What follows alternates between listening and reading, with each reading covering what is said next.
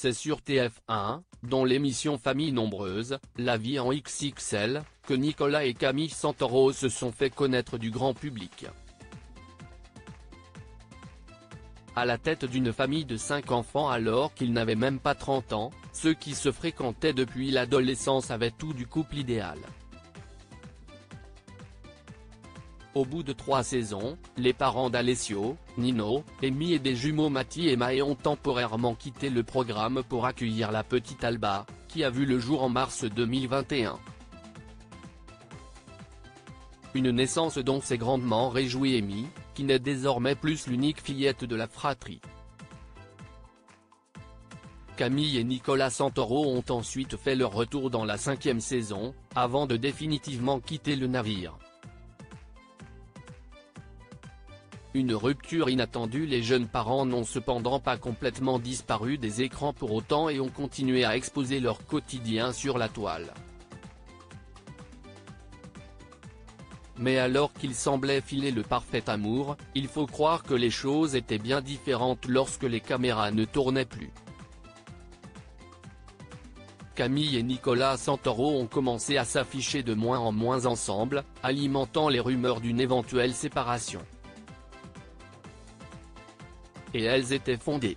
Quelques semaines avant Noël, Camille Santoro révélait à ses abonnés avoir rompu avec le père de ses enfants, malgré tous leurs efforts pour sauver leur mariage. Cela fait plus d'1 an que Nico et moi enchaînons les déceptions et les coups durs. Malheureusement, ces difficultés ont eu raison de nous, on s'est aimé et on s'aime toujours très fort. Avait informé la mère de famille sur son compte Instagram, assurant qu'il n'y aura jamais de guerre entre eux. La famille Santoro @TF1. Près de 3 mois après cette annonce, Camille et Nicolas Santoro vivent donc chacun de leur côté. Ils se partagent la garde de leurs bambins, qui vivent toujours dans la maison où ils ont grandi.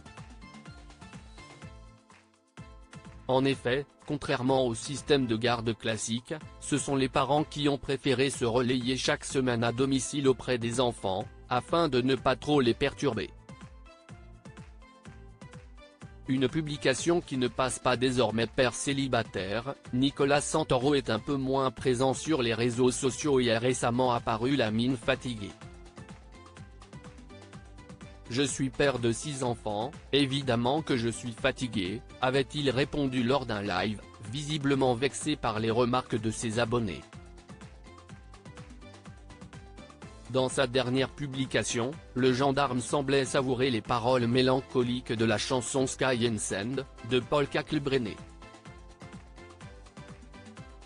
De quoi relancer les inquiétudes de ses fans, qui se font du souci pour le trentenaire.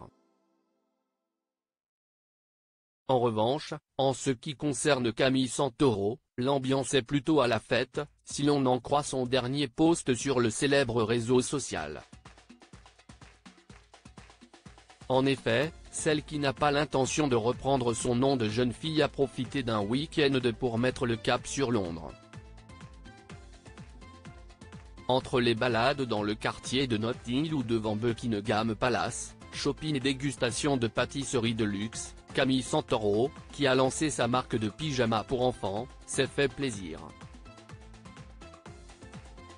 Toutefois, elle ne s'attendait certainement pas à ce que cette petite escapade inoffensive suscite la colère de certains membres de sa communauté. Car si beaucoup se sont réjouis pour elle, d'autres se sont indignés dans la section commentaires et ont pris une décision radicale. On peut ainsi lire, eh ben elle a l'argent pour se balader, grosse blague, je ne la supporte plus, je me désabonne. Ou encore, laquelle de vous peut partir quand on a 6 enfants, qu'on travaille et qu'on est maman solo? En fait, elle gagne de l'argent sur nous. Alors si ça déplaît, arrêtez de la suivre. On dirait pas que vous avez 6 enfants. Camille Santoro a également été critiquée pour continuer d'entretenir le mystère à propos de sa vie privée, alors qu'il se murmure qu'elle aurait retrouvé l'amour. Elle a affiché sa vie amoureuse pendant des années, donc maintenant il faut assumer. Si est-il je ma pauvre Lucette. Et Madame Santoro, elle veut le beurre et l'argent du beurre. Vivre d'Instagram mais sans ses contraintes, elle aime tenir les gens par sa mystérieuse vie privée, et je trouve ça tellement pas digne pour un personnage public de faire ça. Qu'en pensez-vous ?